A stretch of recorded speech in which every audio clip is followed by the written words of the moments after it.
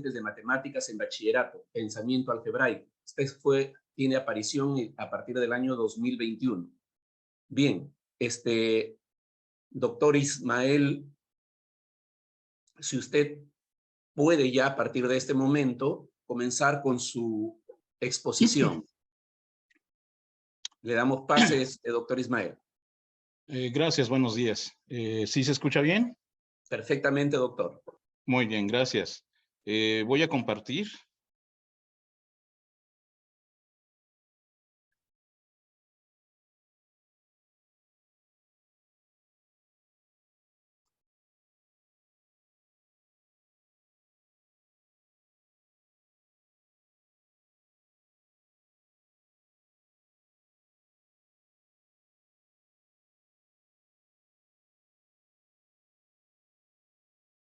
¿Sí se está viendo la presentación, perdón? Sí, doctor, sí se observa. Si lo pone en modo presentación sería muchísimo mejor. ¿Así está mejor? Ahora sí, claro. Perfectamente. Muy bien, muchas gracias. Bien, el título, originalmente el título iba a ser simplemente Historia del Cálculo, pero la verdad es que yo tengo muchos años ya trabajando, insistiendo en la necesidad de una perspectiva docente para ciertos trabajos de investigación, en este caso referentes a cuestiones históricas. Yo trabajo en la Facultad de Ingeniería de la Universidad Autónoma del Estado de México, misma de la que egresé como ingeniero mecánico. Bueno, una primera pregunta en este momento sería, ¿qué es el cálculo? ¿Y qué es el cálculo en las escuelas? ¿O qué es el cálculo escolar? Digamos que yo mismo hasta hace, bueno, hasta mis primeros años de desarrollarme en la docencia, pues yo decía que el cálculo pues es lo que encontramos en los textos de cálculo. Y básicamente lo que uno hacía como docente era escoger el libro que más se acomodara a a nuestra propia idea de qué debería de ser el cálculo en la escuela. De esa manera, pues es bastante común, era bastante común cuando menos hasta hace poco, que el cálculo se dijera que es el conjunto de esos temas que vienen en un libro que en aquellos momentos, hace 20, 30 años, era algo así como números reales, funciones reales, desigualdades, límite, continuidad, derivada, tal vez algunas aplicaciones, integral y tal vez algunas aplicaciones. Los aspectos del cálculo como disciplina matemática que han estado presentes a veces más, a veces menos en esta matemática escolar o en este cálculo escolar son el rigor y posteriormente la estructura, o al menos la estructura, el aspecto operativo algorítmico, la visualización, los conceptos, la modelación y la resolución de problemas. Estos dos últimos pues son en los que se ha insistido más recientemente. Bueno, cuando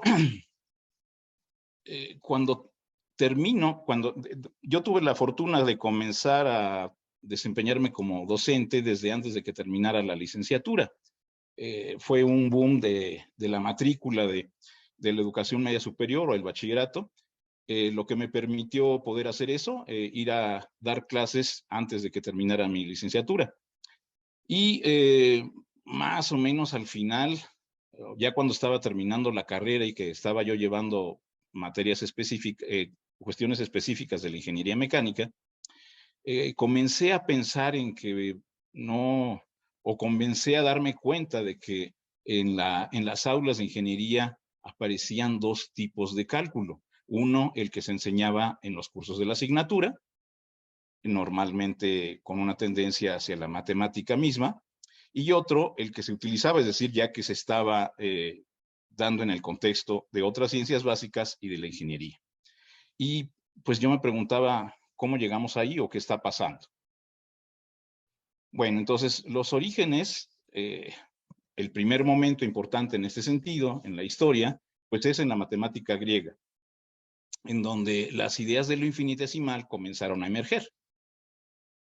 Esta figura, esta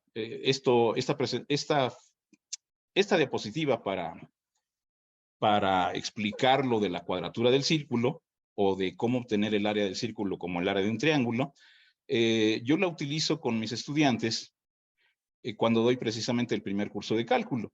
Y hago una argumentación visual, bueno, utilizo GeoGebra y voy dando valores cada vez más grandes a n, al número de vértices o de lados, perdón, que tiene un polígono regular inscrito en una circunferencia, y comento que de lo que se trata es de pensar que esto es como una especie de naranja y que pues se corta de manera que se corta y se desenrolla de manera, una rebanada, perdón, de una naranja, que se corta y se desenrolla de manera que se forman esos gajos, ¿verdad? Por supuesto que cuando tenemos solamente 4 gajos, pues, se ve claramente la diferencia entre el triángulo y el sector circular. Sin embargo, conforme aumentamos el número de lados, ahí tenemos el caso de 12 y el caso de 36, pues la curvatura de la circunferencia o del pedacito de circunferencia que queda en cada sector es cada vez menor, de manera que cada vez se confunde más ese arco de circunferencia con un segmento rectilíneo. Abajo el segmento AA', pues precisamente tiene la longitud perimetral del círculo que se esté trazando, y como vemos, pues en un principio es claramente menor porque por la misma razón de que los arcos son más grandes que las cuerdas, que los segmentos. Sin embargo, para 36 ya nos resulta muy difícil apreciar la curvatura y por lo tanto resulta convincente, o sea, se les invita a los alumnos a decir, bueno, ¿qué pasa si tenemos muchos lados? Entonces parece que al poner uno tras otro la base de cada uno de esos triangulitos, de cada uno de esos sectores, se van pareciendo cada vez más al pedacito correspondiente de la circunferencia. Y entonces, al final de cuentas, podemos pensar que nos queda todo un montón de triángulos con la misma altura y con la misma base, pero al sumar las bases, obtenemos el perímetro de la circunferencia. Y entonces, concluir que si aceptemos la idea de que si el número de pedacitos es infinitamente grande, o de otra forma, que el pedacito de la circunferencia que corresponde a cada uno de los triangulitos es infinitamente pequeño, entonces la figura resultante va a ser un triángulo cuya base es el perímetro de la circunferencia y cuya altura es el radio. Y esa, como sabemos, pues es una proposición que fue utilizada y demostrada por Arquímedes, demostrada precisamente utilizando exhaustión. Sin embargo, si solamente se plantea esta idea a través de jugar con GeoGebra, la cuestión resulta suficientemente convincente. Nunca he encontrado con algún alumno que diga que cómo es posible que yo diga eso, porque finalmente, pues lo curvo nunca termina por ser recto, ¿no? O sea, tome el pedacito que sea, será un pedacito de la circunferencia y por lo tanto tendrá una curvatura y no podrá ser recto. Bueno, esa argumentación resulta suficientemente convincente por los alumnos y entonces puede uno continuar. Por supuesto que se deducen o se lleva a otro tipo de argumentación, por ejemplo, el decir que si 2 puntos de cualquier curva están infinitamente cerca, entonces el arco correspondiente puede ser visto como un segmento rectilíneo. Y de hecho, con el mismo GeoGebra uno puede jugar y hacer que esta argumentación sea convincente para los estudiantes. Sin embargo, en la antigüedad, desde la antigua Grecia, muchos matemáticos, filósofos, Aristóteles, por ejemplo, pues decían que esto no era cierto, que no se podía aceptar tal argumentación, porque no importa qué tan grande sea el número de pedacitos, lo curvo no puede ser nunca considerado como recto. Y entonces, lo que se hacía desde entonces, pues era decir, bueno, tienes que demostrármelo rigurosamente. Y entonces, pues, esta es una figura tomada del libro de la medida del círculo de Arquímedes, con el cual hace la demostración por doble reducción al absurdo de que efectivamente el área del círculo es la de un triángulo cuya base es el perímetro de la circunferencia y cuya altura es el radio.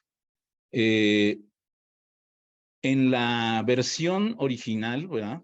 En la traducción se puede decir, pues sabemos que en la antigua Grecia no había simbología, de hecho tardamos hasta el siglo XVI o XVII cuando empezamos a tener una simbología más o menos cercana a la que utilizamos actualmente. Y por lo tanto, en aquella época, las argumentaciones eran de tipo verbal, ¿no?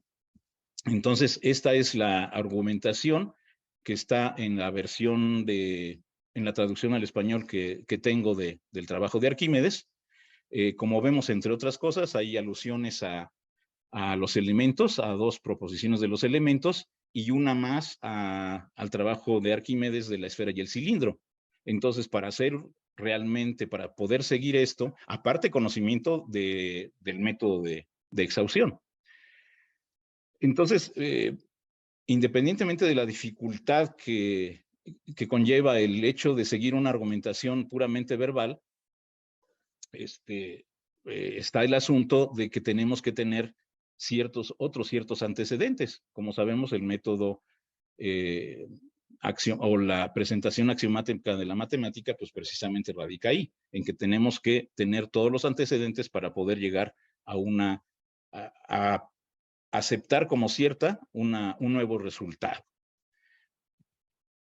Y si vemos ahora una posible adecuación utilizando terminología y simbología actual, pues esta es la opción. Otra vez necesitamos que el lector, que el que va a leer la demostración, tenga antecedentes, tenga conocimientos de cuestiones de desigualdades, de cuestiones del método mismo de exhaustión otra vez y de geometría, ¿verdad? Y entonces el asunto es el mismo, con una doble reducción al absurdo. Primero proponer que el área del polígono es mayor, luego proponer que es menor y llegar a que llegar a una contradicción en ambos casos y por lo tanto llegar a que la opción correcta es que son iguales. Entonces, si comparamos esta argumentación en cualquiera de las dos maneras con la argumentación visual, con una cosa como estas, pues vemos una enorme diferencia. Y la cuestión aquí es, en términos didácticos, ¿qué conviene?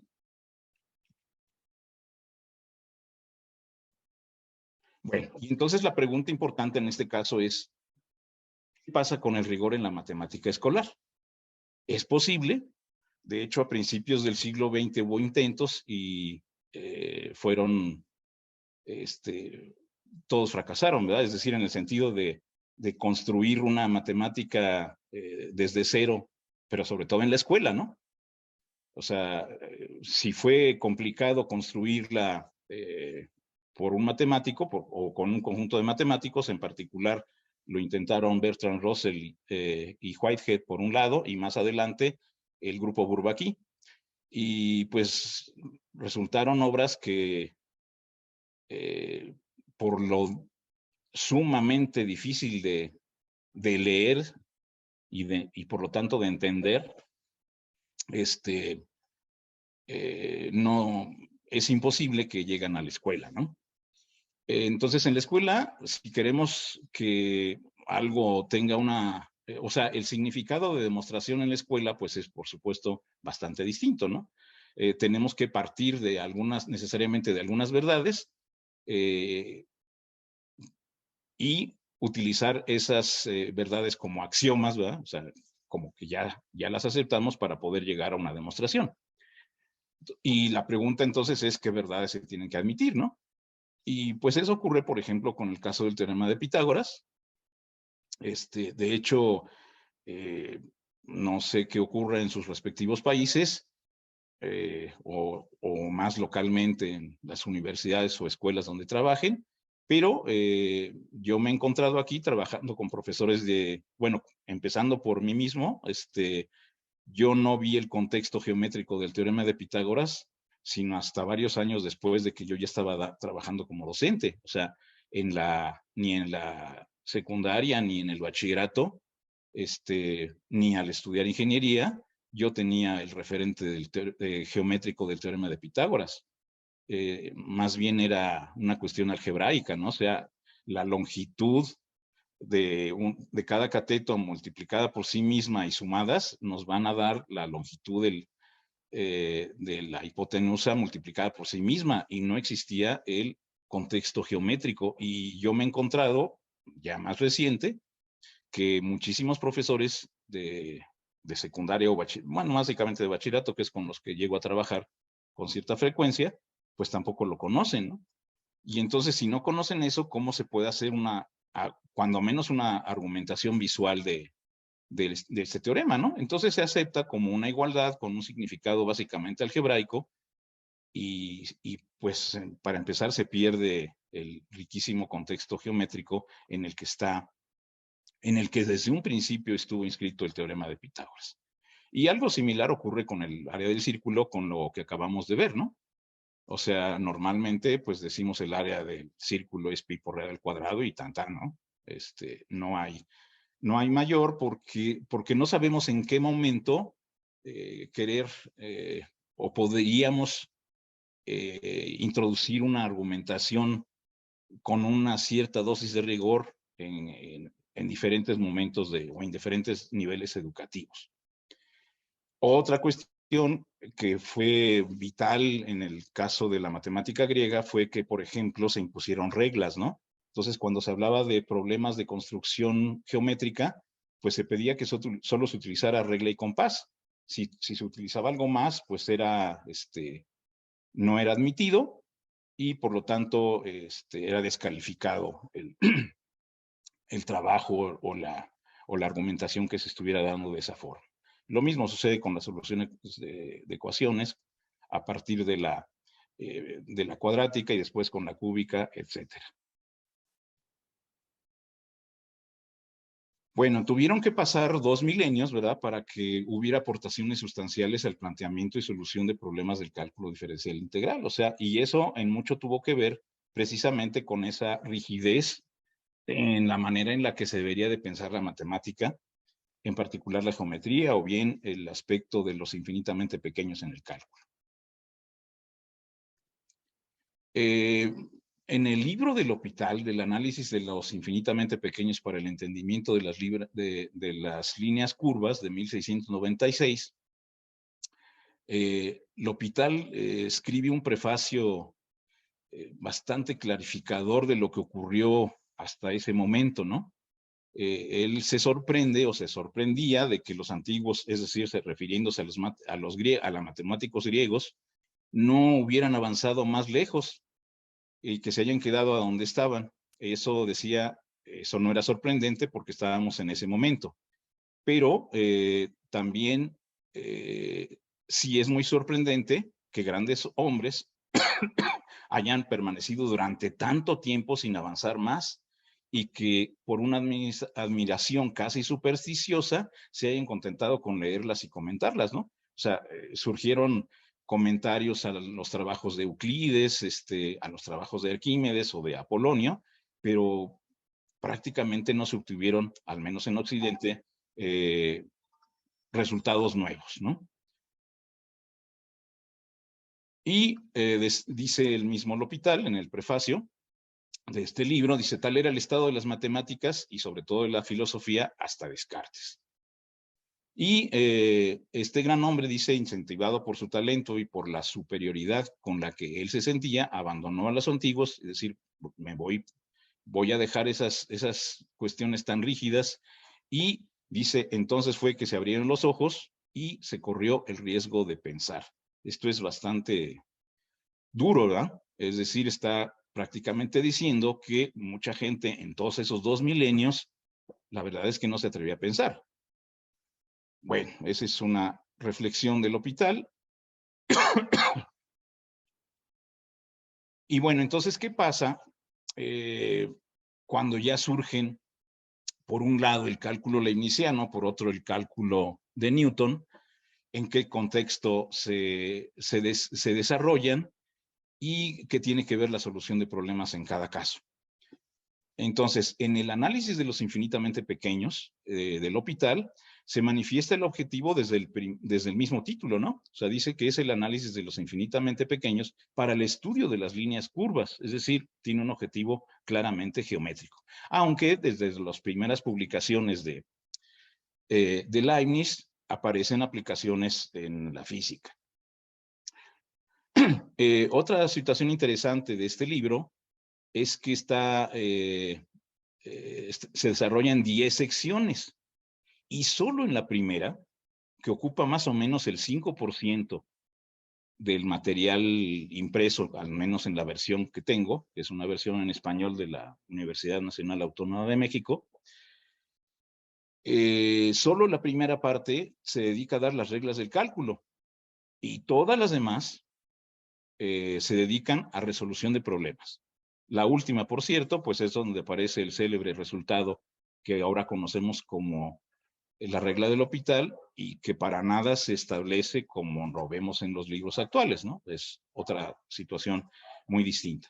Pero lo que quiero recalcar aquí es que es el énfasis en la resolución de problemas más que en las cuestiones teóricas.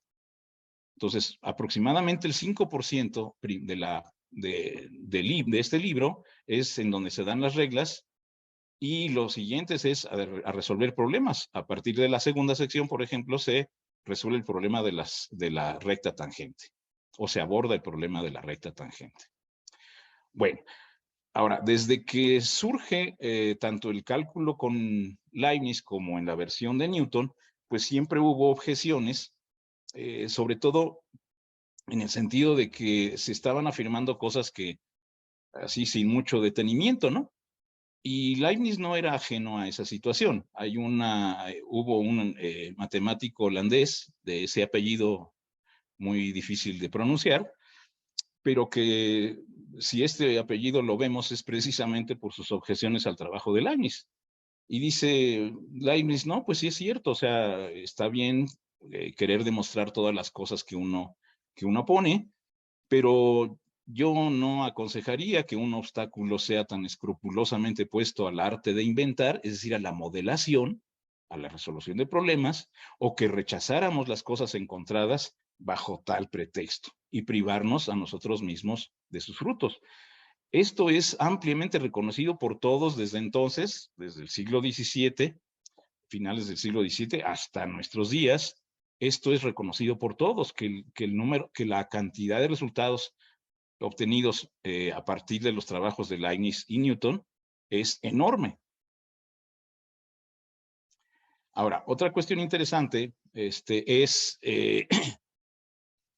bueno, este es un libro que aparentemente fue editado o que fue publicado en 1723, pero sabemos que los trabajos son de antes. O sea, Newton se tardó en escribir, sobre todo en forma de libro, los trabajos que había realizado. Entonces, estos resultados también son desde fines del siglo XVII, pero se publicaron hasta 1723. Y de hecho, el primer párrafo es interesante porque como que está diciendo que él también, que con su método también se resuelven los problemas de las curvas, que es el contexto en el que básicamente se desarrollaba el cálculo de Leibniz. Pero luego dice, sin embargo, que todo su cálculo se puede reducir tan solo a 2 problemas, ¿verdad? Uno es, dada la longitud, encontrar la velocidad, y el otro es, dada la velocidad, encontrar la longitud, es decir, derivar e integrar. Vemos que más bien Newton estaba trabajando más en el contexto de la mecánica, aunque también resolvió pues muchísimos problemas de de curvas. Lo interesante aquí es cómo justifica esta situación o cómo describe esto, porque lo describe en términos de movimiento, mientras que está diciendo que va a tratar sobre la naturaleza de las curvas. Bueno, entonces, termina el siglo XVII, comienza el XVIII, y pues la herencia de ambas versiones del cálculo, es decir, de Leibniz y de la de Newton, pues es enorme, sobre todo en modelación y en el conocimiento de las curvas, ¿no? En geometría. En la modelación en la física y en la resolución de problemas de la geometría. Entonces, Lagrange, citado por Pardo, dice que un primer aspecto, perdón, Pardo dice en un libro que escribe sobre Lagrange, dice que un primer aspecto que se debe consignar es el hecho de que en el siglo XVIII, más que en ningún otro, el trabajo matemático estuvo directamente inspirado por la resolución de los problemas de la física.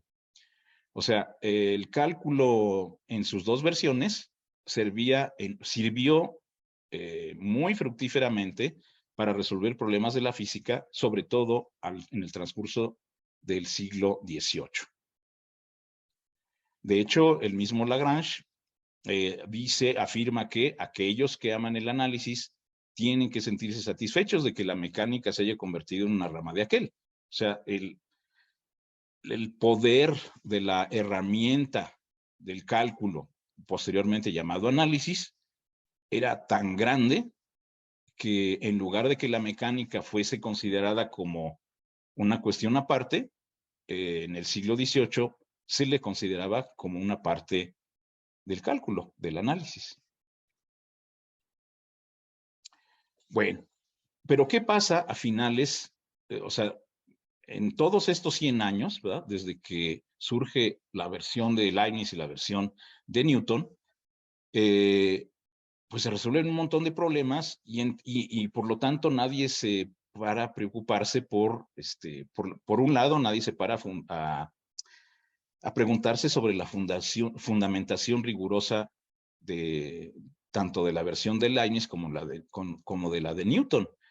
Sin embargo, pues ese festín de obtención de resultados en las ciencias a partir del cálculo, pues fue decreciendo, ¿verdad? O sea, cada vez conforme fueron obteniendo más y más resultados, como fueron resolviendo cada vez más y más problemas, la velocidad con la que esto ocurría fue disminuyendo, obviamente. Y a finales del siglo XVIII, Lagrange le escribe a D'Alembert y le dice: me parece que la mina de las matemáticas es ya muy profunda y a menos de que alguno descubra nuevas vetas, será necesario en algún momento abandonarla. La física y la química ofrecen ahora una explotación más rica y más fácil.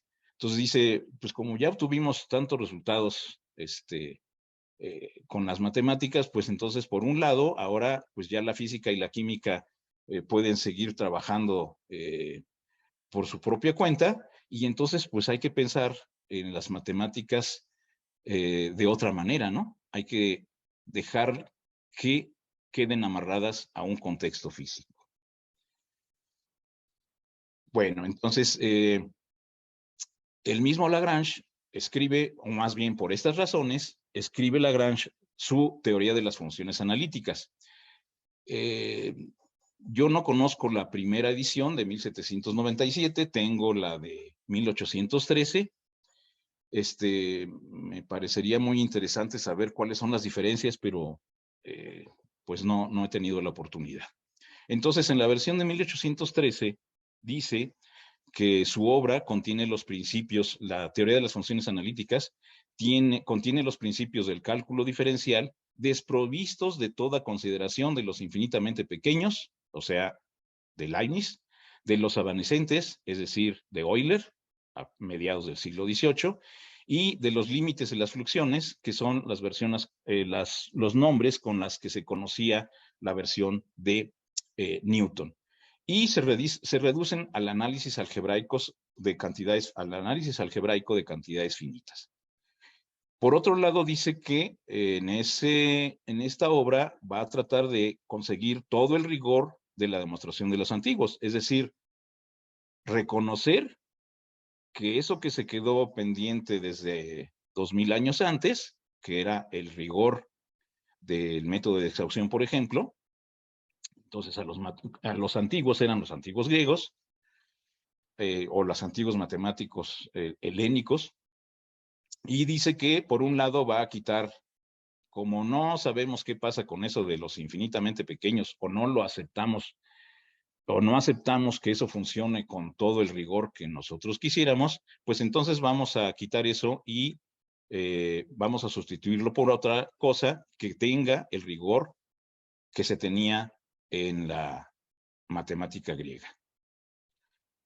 Lo interesante es que el mismo Lagrange, en un libro escrito poco más o menos en la misma época, al menos de la primera edición, que es un libro de mecánica analítica, dice, entre otras cosas, bueno, por un lado dice que la invención del cálculo infinitesimal puso a los geómetras en posibilidades de reducir a ecuaciones analíticas las leyes del movimiento de los cuerpos. O sea, le da todo el valor al cálculo infinitesimal.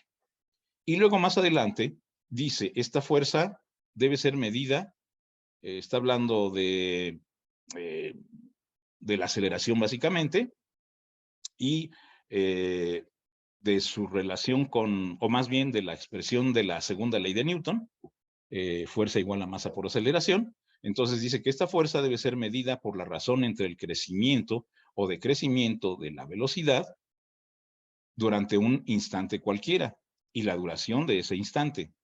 Es decir, por la diferencial de la velocidad dividida por la diferencial del tiempo. Y como la velocidad misma está expresada en un movimiento variado por la diferencial del espacio dividida por la del tiempo, se sigue que la fuerza de la que se refiere será medida por la diferencial segunda del espacio dividida por el cuadrado de la diferencial primera supuesta constante. Primera del tiempo supuesta constante. Bueno, esto es básicamente lo que está haciendo, lo que está diciendo con palabras, es lo que utilizando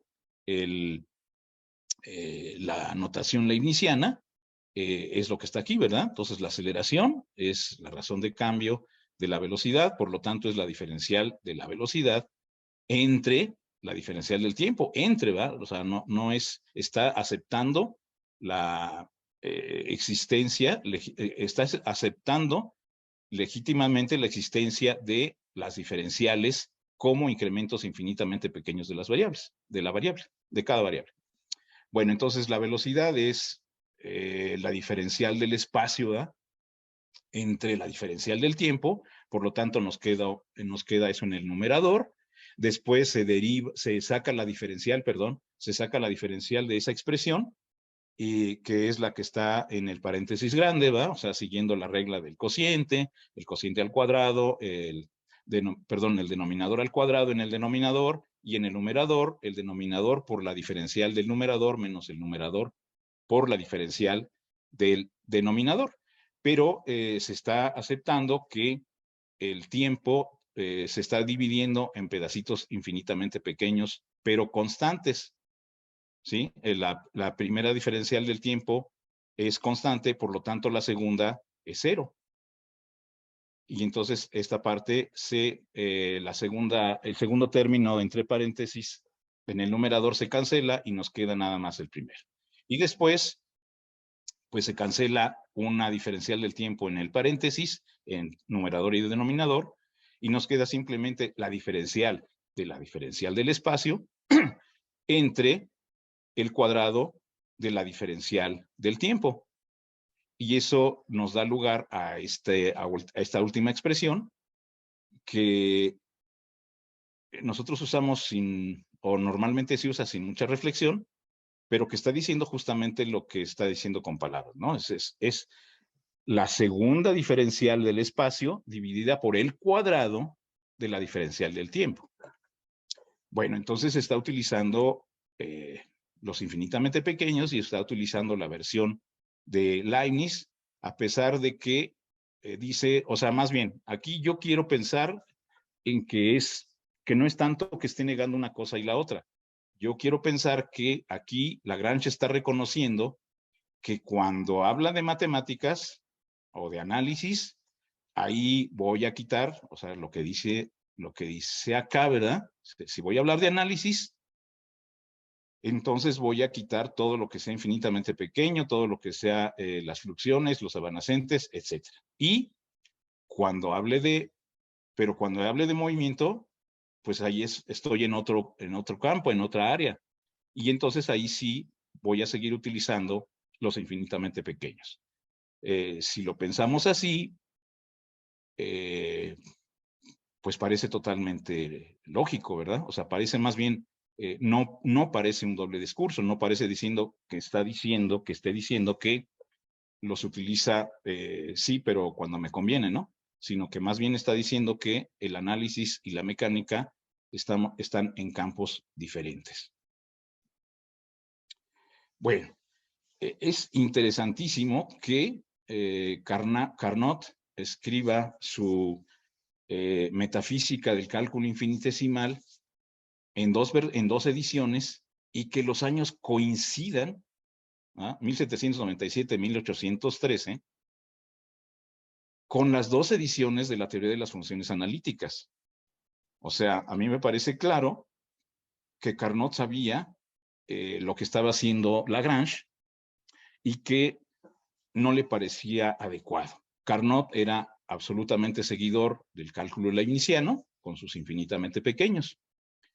Entonces escribe este libro, La metafísica del cálculo infinitesimal, precisamente con el propósito de exhibir las enormes ventajas de este cálculo o de esta versión con respecto de otras.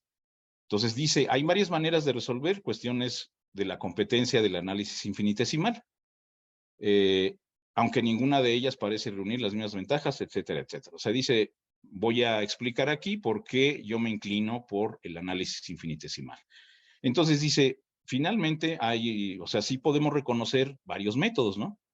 La exhaustión de los antiguos, los indivisibles de Cavalieri, las indeterminadas de Descartes, primeras y últimas razones o de los límites, tanto este como el método de las fluxiones de Newton, finalmente el cálculo de las cantidades evanescentes que se puede situar en Euler, y el que estaba surgiendo de manera simultánea, que es la versión de Lagrange de la teoría de las funciones analíticas.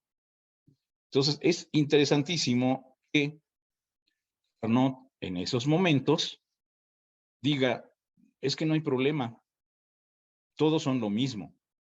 Esas 7 versiones son un mismo método presentado desde diversos puntos de vista. Dice, siempre es el método de exhaustión de los antiguos más o menos simplificado, más o menos felizmente adaptado a las necesidades del cálculo y reducido a un algoritmo regular. O sea, primeramente dice, todos son lo mismo.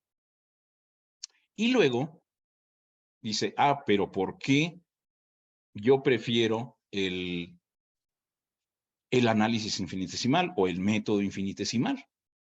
Y dice entonces que el mérito esencial, el sublime, podría decirse, del método infinitesimal, es el de reunir la facilidad de los procedimientos ordinarios de un simple cálculo de aproximación con la exactitud de los resultados del análisis ordinario. Esta inmensa ventaja se perdería, o al menos sería fuertemente disminuida, si a este método puro y simple, como el que nos ha dado Leibniz, se deseara, bajo la apariencia de un mayor rigor, sustituir por otros métodos, por otros menos naturales, menos cómodos, menos conformes a la marcha probable de los inventores, es decir, de la modelación. Si este método es exacto, como nadie lo duda hoy en día, 1813, si es a él al que siempre se recurre para las cuestiones difíciles, es decir, para la modelación y resolución de problemas, como todo el mundo conviene, ¿por qué recurrir a medios desviados y complicados para sustituirlo? Es decir, está refiriéndose implícitamente, creo yo, a lo que estaba anunciando Lagrange por su lado. Bueno, entonces todo eso ocurrió ya cuando estaba terminando el siglo XVIII. 10 años después de los trabajos por un lado de Lagrange y por el otro de Cauchy, perdón, de Carnot, aparece el análisis de Cauchy en 1823. En la versión que tengo de la Universidad Nacional Autónoma de México, se le pidió al matemático francés Jean Dombre escribir su prólogo. Y es interesante que en el prólogo escriba lo siguiente. Dice, si bien el análisis de Cauchy no es el primer texto de matemáticas puras, sí es tal vez la primera en análisis que por sus objetivos no intenta ninguna justificación ajena a las relaciones intrínsecamente matemáticas. Es decir, en este trabajo, en los trabajos que comienzan, o en la versión del análisis que comienza con los trabajos de Cauchy, se está desvinculando de cualquier contexto físico, geométrico, lo que sea. Y no intenta ninguna justificación ajena a las relaciones intrínsecamente matemáticas. Y luego, en el mismo documento, en el mismo prólogo, dice o compara al análisis de Cauchy con el cálculo de Vesuv, dice con manuales como los de Vesuv. Sus cursos de matemáticas para el uso de la artillería o para el uso de los guardias de la Marina, redactados 50 años antes, pero editados en la época de Cauchy, y en los cuales muchas páginas evocan las aplicaciones. Libros en los cuales el cálculo diferencial mismo no se presenta sino como preliminar a la mecánica y solo para su utilización práctica. Bueno, aquí está poniendo marcando muy enfáticamente la diferencia entre la obra de Cauchy y la de Vesuv. Podríamos decir que está tomando partido, o simplemente podemos decir que está marcando una diferencia cualitativa enorme entre ambas obras. Aquí, si uno se mete a la red, ¿verdad? Y busca uno a Etienne Vesuv y ve uno los libros que hizo, yo apenas me di cuenta en estos días, es interesantísimo que definitivamente Vesuv, los propósitos que perseguía eran puramente didácticos. O sea, escribe libros de cálculo infinitesimal como dice aquí, para el uso del o sea, para la escuela de artillería, o para la escuela de Messiers, había como 3 organismos o 3 instituciones orientadas a la ingeniería, pero con ciertas diferencias entre ellas, y Vesuv considera importantísimo escribir de manera diferente para cada una de estas necesidades. Esa es una finalidad didáctica interesantísima. Bueno, entonces, en conclusión, entre los libros del L'Hôpital, el de Vesuv y el de Cauchy, uno podría pensar, bueno, ¿y cuáles son sus objetivos? Entonces, si uno ve el texto del L'Hôpital, claramente se refiere a un contexto totalmente geométrico. Se trata de entender las curvas. Y en el caso de Vesuv, en el único libro que tengo de él, que es una versión del Instituto Politécnico Nacional, o traducida en el Instituto Politécnico Nacional, aquí en México, se trata, como bien dice Dombre, de que los lectores aprendan el cálculo con el propósito específico de entender más adelante la mecánica. Y con Cauchy, pues no hay ningún contexto a perseguir. Y entonces, cuando nos preguntamos por qué libro utilizar en una escuela de ingeniería, o mejor dicho, de qué manera presentar los conceptos de cálculo en las aulas de ingeniería, no se puede entender por qué elegir una presentación como la de Cauchy, que es ajena a cualquier aplicación. Eso a mí me causó mucho ruido, precisamente cuando terminé la carrera, y que fue cuando empecé a estudiar todas estas cuestiones. Bueno, pasemos de siglo, o más bien, ¿qué pasa después de Cauchy en el mismo siglo XIX? ¿Qué pasa en las aulas?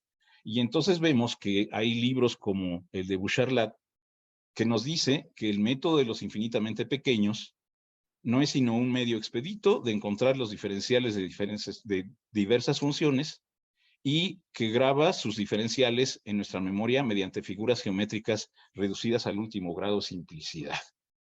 Entonces está mencionando que la versión leibniziana, cuando se utilizan figuras, y eso es interesantísimo porque eso justamente ocurre en los libros actuales de ciencias de la ingeniería.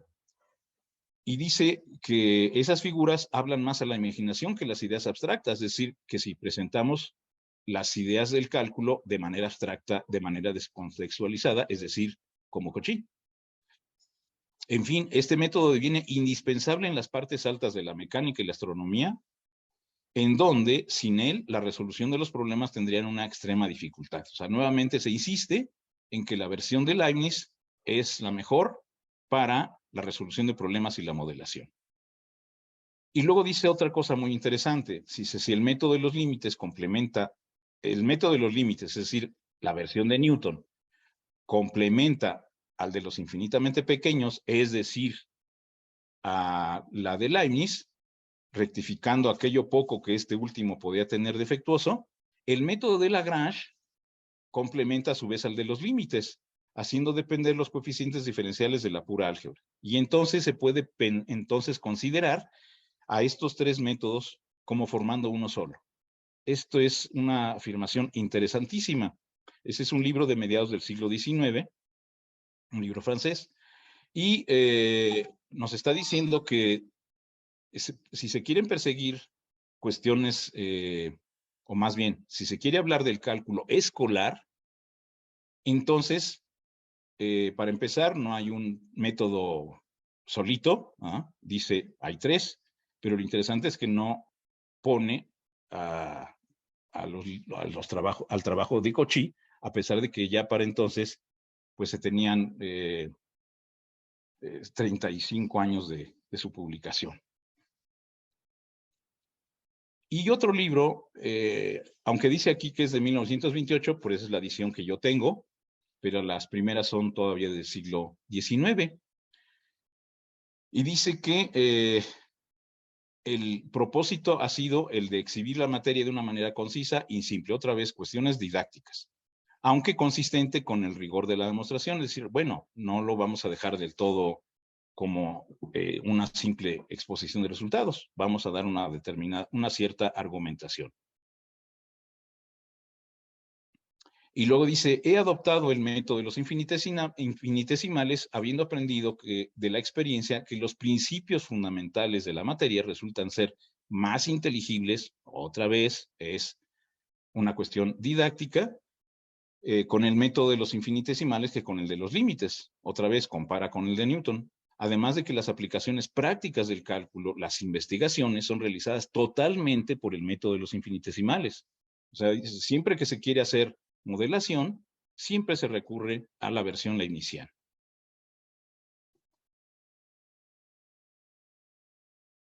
Y finalmente, en este siglo, hablo de, o incluyo a Díaz Covarrubias, un astrónomo mexicano que escribió un libro de cálculo a finales de ese siglo, del siglo XIX. De hecho, lo escribió en 1873, aunque la versión que yo tengo es una versión póstuma, después de que falleció, y es de 1890. Y entonces dice algo bien interesante, introducir en el curso de las investigaciones nuevamente en la modelación, ¿verdad? En la resolución de problemas, introducir ciertas magnitudes cuyo objeto inmediato, siendo únicamente el de facilitar la reducción de cada problema a otro más sencillo, hacen el papel de verdaderas auxiliares y, generalmente, desaparecen luego que se obtiene la relación que se busca entre las magnitudes o elementos primitivos. Entonces, aquí está hablando de que hay ciertas cantidades que podrían ser equivalentes a las cantidades infinitamente pequeñas y que las va a utilizar, pues porque le conviene utilizarlas al momento de hacer la modelación, y eso, repito, sucede hasta nuestros días. Bueno, ahora sí, ya que sucede en el siglo XX.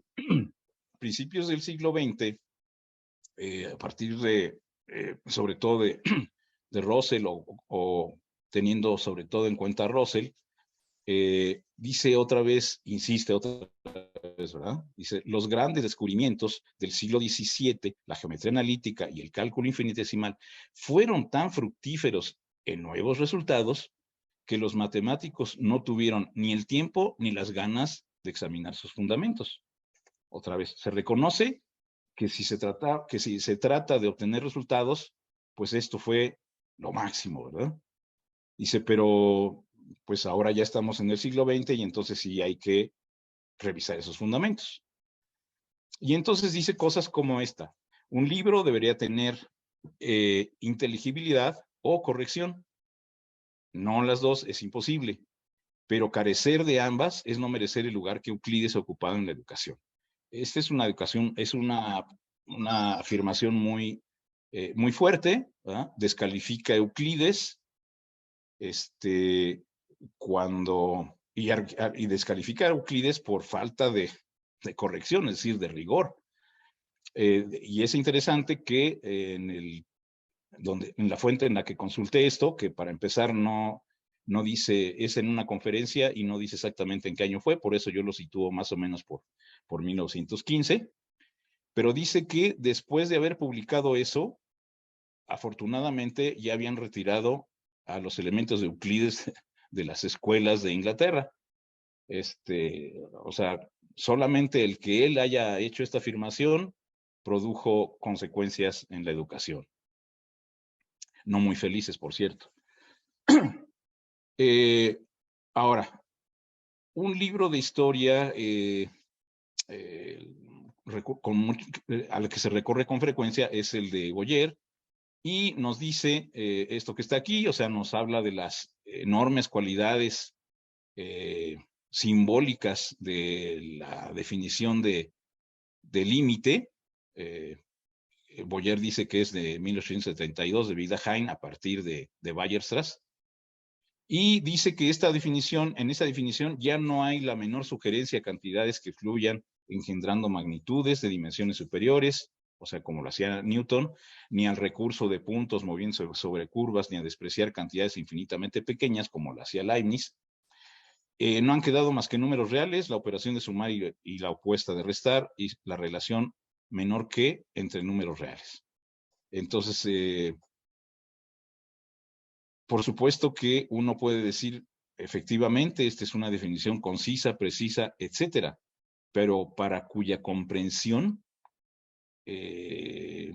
hace falta mucho, o sea, hay que estudiar mucho, y cuando se presenta esto, no sé, sus experiencias en sus propios lugares, pero es una definición que finalmente, bueno, esta es muy parecida a la que se presentaba hasta hace poco, la epsilon delta, y que sabemos que no termina de entenderse, ¿no? Bueno, ya me extendí demasiado. Lo único que voy a decir es que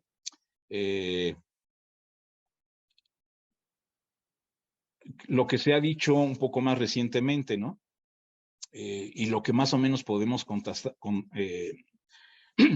constatar a partir de los libros, ¿no? Entonces dice Grattan Guinness, un historiador canadiense, precisamente en una plática que hubo aquí en México en la UNAM, dice: el planteamiento de Cauchy-Weierstrass basado en los límites se ha convertido naturalmente en la forma habitual de la enseñanza en los cursos dedicados al cálculo o el análisis. Sin embargo, en los cursos de mecánica, astronomía, física, matemática e ingeniería, a menudo se emplea la forma euleriana, él le llama euleriana, del cálculo diferencial por su flexibilidad intuitiva en la construcción de los modelos diferenciales de los fenómenos físicos. O sea, otra vez insiste, ¿verdad? La versión que acepta a a una diferencial como una variación infinitamente pequeña es la que se utiliza si uno no se quiere meter en líos y obtener resultados. Y Stewart, por otro lado, Ian Stewart, un conocido divulgador de la matemática, prologa una edición que es la matemática de Courant y Robbins. La versión original es de 1941 y en el prólogo de la edición de 1996 hace este comentario. Dice: Courant y Robbins subrayan que las diferenciales como cantidades infinitamente pequeñas están ahora descartadas definitiva y deshonrosamente. O sea, lo que sabemos que ocurrió, ¿no? Ya no se puede ni siquiera hablar de lo infinitamente pequeño en los textos actuales y por lo tanto en los cursos actuales. Sin embargo, a pesar de este veredicto, siempre ha habido algo intuitivo y llamativo en los argumentos a la antigua con infinitesimales. Están sumergidos en nuestro lenguaje en ideas tales como instantes de tiempo, velocidades instantáneas, y el considerar a una curva como una serie de líneas rectas infinitamente pequeñas y al área acotada por una curva como una suma de una cantidad infinita de áreas de rectángulos infinitesimales. Y luego habla de Robinson, que fue, digamos, de alguna manera el que nos dice que lo que decía Leibniz no estaba definitivamente fuera de la realidad, que se puede construir una matemática o un cálculo que acepte cantidades infinitamente grandes o infinitamente pequeñas, y esto es lo que llamamos el análisis no estándar. Bueno, como conclusión, ¿verdad? Hay que pensar mucho en hasta dónde es posible el rigor en la escuela y en consecuencia hasta dónde es posible, o mejor dicho, hasta dónde es conveniente una estructura, ¿no? Es decir, hasta dónde conviene seguir insistiendo en todo ese bagaje teórico que se da previo a la derivada, es decir, a la razón de cambio, si no es mejor ir de manera más directa como lo hiciera L'Hopital hace más de 300 años, ¿no? Es creciente la importancia, o más bien, es cada vez se da más importancia a cuestiones como la modelación y la resolución de problemas, y por lo tanto, pues entonces, como no todo cabe, entonces hay que reducirle el asunto a el rigor y a la estructura. Sobre todo considerando la disponibilidad de recursos tecnológicos como los que contamos ahora, además gratuitos, disponibles de manera relativamente sencilla, como GeoGebra, que nos sirven para hacer cálculo numérico, manipulación simbólica y graficación en el plano y el espacio, por ejemplo, ¿no?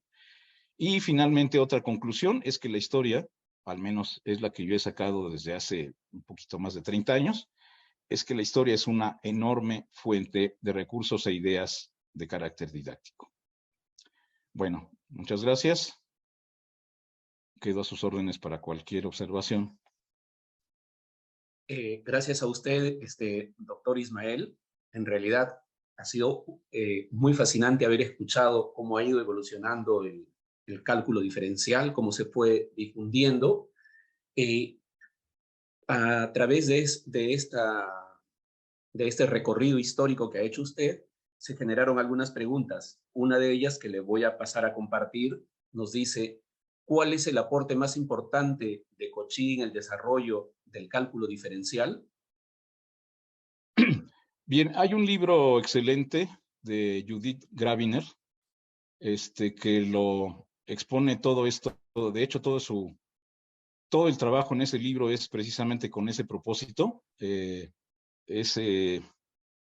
No recuerdo el título exactamente, pero es algo así como los orígenes del trabajo de Cauchy en la fundamentación del cálculo.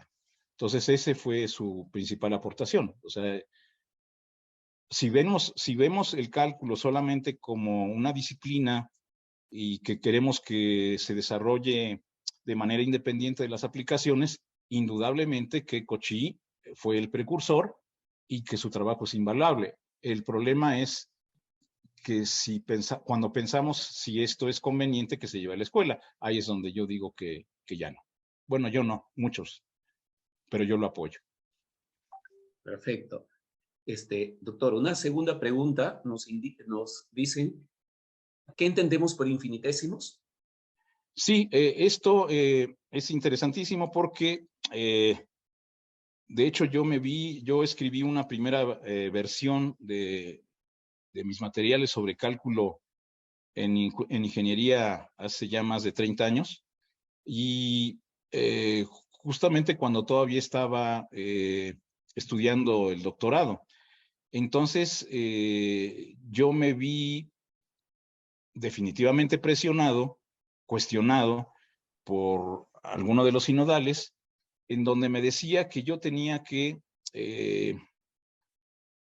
argumentar, o sea, yo tenía que dejar en claro qué cosa era un infinitesimal.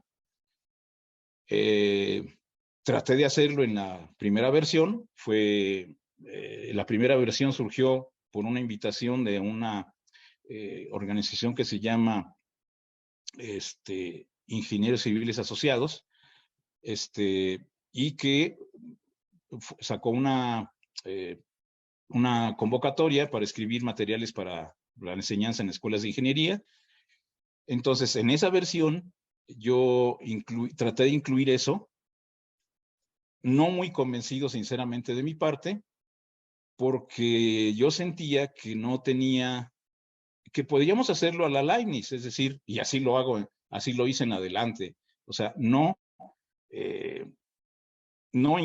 es necesario incluir una definición, más bien es un poco como lo que afirma Covarrubias, es decir, cuando yo les presento la figura de la circunferencia desarrollada, o del círculo desarrollado, yo les digo, a ver, pensemos en que si la aproximación es cada vez mejor conforme el número de lados es más grande, o en otras palabras, conforme el lado de cada pedacito es menor, y si lo podemos ver, o sea, con GeoGebra es muy fácil, o sea, se confunde uno, y luego aritméticamente, también con GeoGebra, le pide uno la diferencia, y esa diferencia llega a un momento en que es cero, sabe uno que no es cero, sino que el número es tan pequeño que la máquina ya no lo detecta, o le podemos ir sumando, pidiendo cada vez más precisión, pero finalmente uno llegaría al cero. Entonces, lo que yo hago es decir, a ver, pensemos que sí, cuando los dos puntos están cerca, el arco y la cuerda se confunden. Y por lo tanto, cuando los dos puntos están infinitamente cerca, entonces el arco y la cuerda son lo mismo, que de hecho es algo que decía Newton. Entonces, yo lo hago esto desde hace mucho tiempo y resulta que no tengo necesidad de decir qué cosa es un infinitamente pequeño o un infinitesimal. En las primeras opciones recurrí a una definición utilizada más o menos hasta principios del siglo XX, que es que un infinitesimal es un número que es positivo, pero menor que cualquier número real. Por supuesto que eso queda volando. Y entonces, pues yo lo que concluí es que no era necesario. O sea, vamos a usar esta herramienta, ¿les parece? Entonces, cuando los dos puntos de la curva estén infinitamente cerca, entonces la cuerda y el arco son lo mismo, por un lado, y por otro lado, cuando haya una cantidad, le sumo otra que es infinitamente pequeña respecto de la primera, entonces el resultado es la cantidad finita. Y se va uno sobre los resultados, se va uno sobre la obtención de los resultados, y en general yo puedo decir que me va muy bien, es decir, que se comprende bastante mejor que cuando uno habla de límites que además tampoco quedan nunca entendidos por los estudiantes.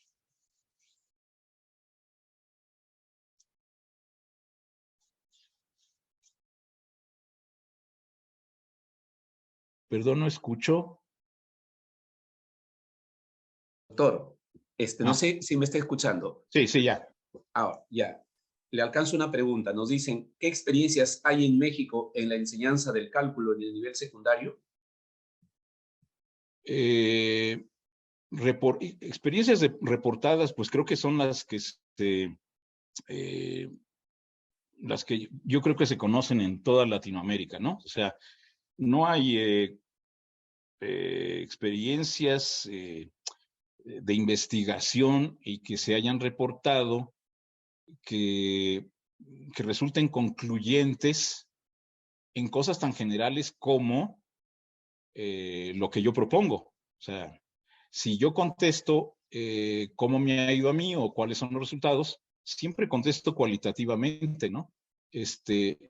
Como la doctora de Janet hace un momento decía, ¿no? O sea, le bastaba con ver la cara de los niños, ¿no? Entonces, a mí me ocurre algo similar. O sea, cuando yo hago una argumentación con infinitamente pequeños y concluyo, por ejemplo, que la derivada del seno es el coseno, a partir de una figura, etcétera, etcétera, yo veo que el estudiante dice, ahora sí entiendo por qué la derivada del seno es el coseno, pero no lo reporto, no lo tengo escrito, no lo tengo reportado, y porque además, al menos acá en donde yo trabajo, el recorrido del estudiante se diluye semestre tras semestre, es decir, los grupos no avanzan amarrados, por lo tanto uno no puede tener un conjunto de alumnos desde el primer semestre, hacerles un seguimiento y ver qué le pasa cuando llegan al cuarto, quinto semestres, sino que unos seguirán una trayectoria y otros seguirán otra, y no hay manera de poder concluir fehacientemente que tal cosa funcionó mejor que la otra. Más bien es de tipo cualitativo, o inclusive también de comentarios que hacen después, ¿no? Que dicen, gracias a la manera, a esto de los infinitamente pequeños, yo le entiendo más a la mecánica que otros compañeros, ¿no?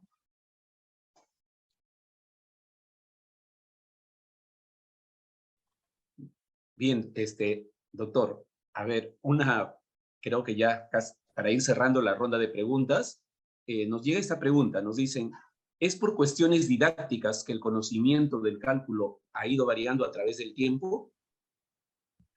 Si uno ve los libros, decía yo que los diferentes aspectos que han estado presentes en diferentes libros de texto, por un lado está el rigor, la estructura, las cuestiones visuales, o sea, la visualización, la resolución de problemas, la modelación. Entonces, el cómo han ido, sobre todo si uno mira lo que ocurrió en la segunda mitad del siglo pasado, uno puede constatar claramente que primero hubo un boom en el momento de la reforma de la matemática moderna, en el que se pretendía meterle rigor total, ¿no? O sea, pensando o afirmando que de esa manera las cosas iban a funcionar mejor. Es decir, que si uno enseñaba a partir el límite, a partir de epsilon y delta, y luego todos los demás conceptos a partir del límite, entonces las cosas deberían de quedar suficientemente firmes, de manera que cuando vinieran las aplicaciones, estas se dieran en automático, porque ya se tiene todo el bagaje teórico. Pero esto no sucedió. No sucedió y estuvimos muy lejos de ello. Entonces, eso, digamos, en el caso de México, yo creo que es muy parecido en otros lados. Sucedió por ahí por los 60, los 70. En los 80 comenzó a disminuir, sobre todo porque la visualización, precisamente como lo afirmaba Russell, va un poco peleada con el rigor. O sea, Russell decía que ningún libro, un buen libro de geometría no debería tener ninguna figura. Y efectivamente hay libros de geometría sin ninguna sola figura, pero pues esto es imposible en la escuela. O sea, en la escuela la geometría es básicamente figuras. Entonces, la visualización se hizo importante, con la aparición de las computadoras se hizo más importante, y entonces disminuyó claramente el asunto del rigor. pero se quedó la estructura, ¿no? O sea, a mí me sigue pareciendo innecesario, o sea, decir que se requiere funciones y límite y continuidad para poder hablar de la razón de cambio, es decir que Leibniz no sabía de lo que hablaba, porque Leibniz no tenía ni funciones, ni límite, ni continuidad. Entonces, decir que esa estructura es indispensable, es decir, que Leibniz y todo lo que ocurrió durante esos 100 años no vale. Y a mí me parece exactamente lo contrario. Me parece que el exceso de la estructura, el exceso de rigor en la estructura,